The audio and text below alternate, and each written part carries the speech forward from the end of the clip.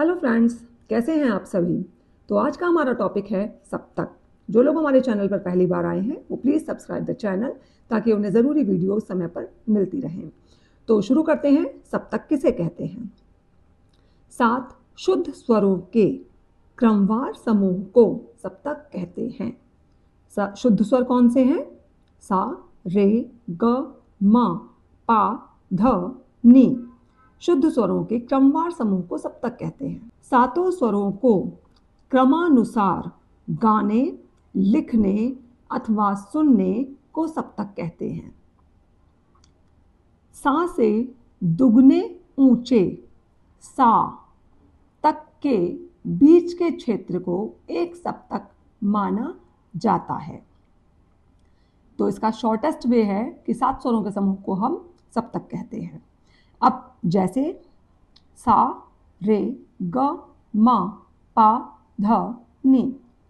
इसके अंदर हमारे कोमल स्वर भी आते हैं। कोमल स्वर ये हैं जिनके नीचे निशान लगता है, वो कोमल स्वर है। मैं पिछली वीडियो में आपको क्लियर कर चुकी हूँ। यह तीव्र स्वर है म, ध और नी, ये कोमल स्वर है।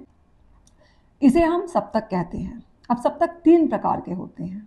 कौन कौन से होते हैं? मंद्र सप्तक, मध्य सप्तक और तार सप्तक। अब इसमें से सबसे पहले जो हम सप्तक समझेंगे वो है मध्य सप्तक। वो हम पहले इसे समझेंगे, उसके बाद हम इसे, और फिर उसके बाद हम इसे समझने की पूरी कोशिश करेंगे। तो मध्य सप्तक किसे कहते हैं? जिन 7 स्वरों को हम सहज रूप से गा लेते हैं, जिस टोन में हमारा गला नॉर्मली फिट होता है, वो मध्य सप्तक है, मध्य सप्तक कहलाता है। इस सप्तक के स्वरों की आवाज ना तो बहुत नीची होती है और ना बहुत ऊंची। इसका क्या मतलब है कि हम कंफर्ट जोन में होते हैं जब हम इस सप्तक का यूज कर रहे होते हैं। अब इसके बाद हम चलते हैं मंद्र सप्तक पर। इसमें हमने क्या बताया? जिन 7 स्वरों को हम सहज रूप से गा लेते हैं, उसमें हमारे गले पर स्ट्रेन नहीं होता, हम इजी होते हैं, हम उसे कंप्लीट कर पाते हैं। तो वो हो गया हमारा मध्य सप्तक। अब आती है बात मंद्र सप्तक की। यह सप्तक नीचा होता है, अर्थात इस सप्तक से मध्य सप्तक दुगना होता है।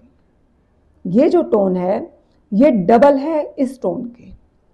तो ये सा से सा जो हम गाएंगे, सा से नी तक, वो बिल्कुल ही नीचे साउंड में गाया जाएगा, बहुत ही गहरे साउंड में गाया जाएगा। यहाँ पर हम सहज नहीं हो पाएंगे। किसमें सहज नहीं हो पाएंगे?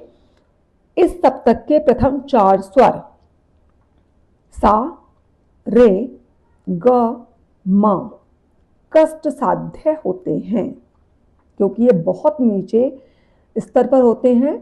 इसमें सीधे सीधे इंसान के हृदय पर जोर पड़ता है, जिसकी वजह से ये सा, नीचे वाला सा नहीं लग सकता नॉर्मल इंसान का। जो रियाज करते हैं उनकी बात अलग है। अतः सभी व्यक्ति इन्हें गा भी नहीं पाते। तो ये चीज क्लियर हो गई हमारी। मध्य सप्तक जब हम कंफर्ट जोन में होते हैं, और मंद्र सप्तक जब हम नीचे, बहुत नीचे गाते हैं, और जो कि हम नहीं गा पाते हैं आसानी से।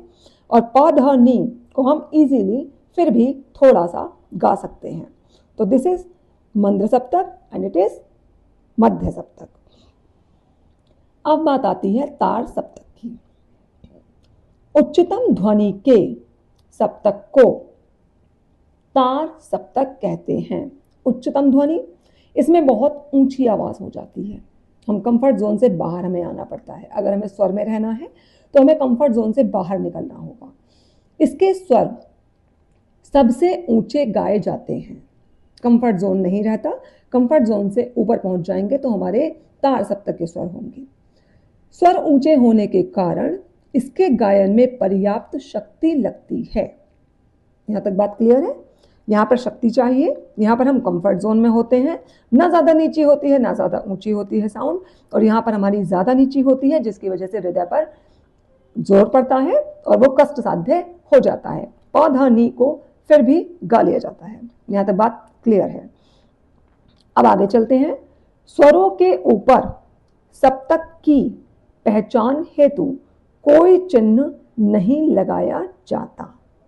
इस मध्य सप्तक के स्वरों में कोई भी चिन्ह नहीं होता है। मंद्र सप्तक के स्वरों की पहचान के लिए उनके नीचे बिंदु लगा देते हैं, जैसे ध और नी के नीचे बिंदु और धा के नीचे बिंदु। ये स्वर कंठ से निकलते हैं, ये सीधे गले से आते हैं। इसमें हमें हृदय पर जोर नहीं होता और तालु पर जोर नहीं होता। ये सीधे गले से हम लोग नॉर्मली गा सकते हैं, इजी है। इनको गाने में गले पर जोर पड़ता है, डायरेक्टली हम गले से गाते हैं इसको। अब इनकी बात कर लेते हैं। इस सप्तक को गाने में हृदय पर जोर पड़ता है। पहचान के लिए उनके ऊपर बिंदु लगा देते हैं, जैसे सा, रे, ग। अभी जो सा है इसके ऊपर बिंदु है, रे है उसके ऊपर बिंदु है, ग है उसके भी ऊपर बिंदु है। तीन चीजें हमारी बिल्कुल क्लियर हैं। इस सप्तक में कोई चिन्ह नहीं है, इसमें नीचे चिन्ह है, इसमें ऊपर चिन्ह है। इसे गाने में हृदय पर पड़ता है, इसमें कोई फर्क नहीं पड़ता, गले पर पड़ता है सिंपल असर, और इसमें तालु पर जोर पड़ता है। तो ये चीजें हमारी क्लियर हुई। हमारे पास सप्तक तीन प्रकार के होते हैं, मंद्र सप्तक, मध्य सप्तक और ताड़ सप्तक। अब इसे एक बार और इजी बनाने की कोशिश करते हैं, तो आगे चलते हैं। मंद्र सप्तक। मंद्र सप्तक में स्वरों के नीचे बिंदी होती है। ये हमारे पास 12 स्वर हैं, इनमें हमारे कोमल स्वर और तीव्र स्वर भी शामिल हैं। मध्य सप्तक। मध्य सप्तक में कोई भी चिन्ह नहीं है। ताड़ सप्तक। ताड़ सप्तक में स्वरों के ऊपर बिंदी होती है। अब इसे और इजी करते हैं। यह हारमोनियम की पिक्चर है। इसमें हम देखेंगे कि कहाँ पर मंद्र सप्तक है, कहाँ पर मध्य सप्तक है और कहाँ पर ताड़ सप्तक है। सा, रे, ग, मा, पा, ध, नी, ये हमारे स्वर के नीचे बिंदी है, मंद्र सप्तक है। सा, रे, ग, मा, पा, धा और नी, यहाँ से यहाँ तक हमारा मध्य सप्तक होता है। अब इससे ऊपर जब हम जाते हैं तो हमारे तालु पर जोर पड़ता है। सा, रे, ग, मा, पा, ध और नी, ये हमारे ताड़ सप्तक के स्वर हैं। आशा है कि आप सभी को ये बिल्कुल क्लियर हो गया होगा। मंद्र सप्तक, मध्य सप्तक और ताड़ सप्तक। वीडियो पसंद आई हो तो please like and subscribe the channel. Thank you.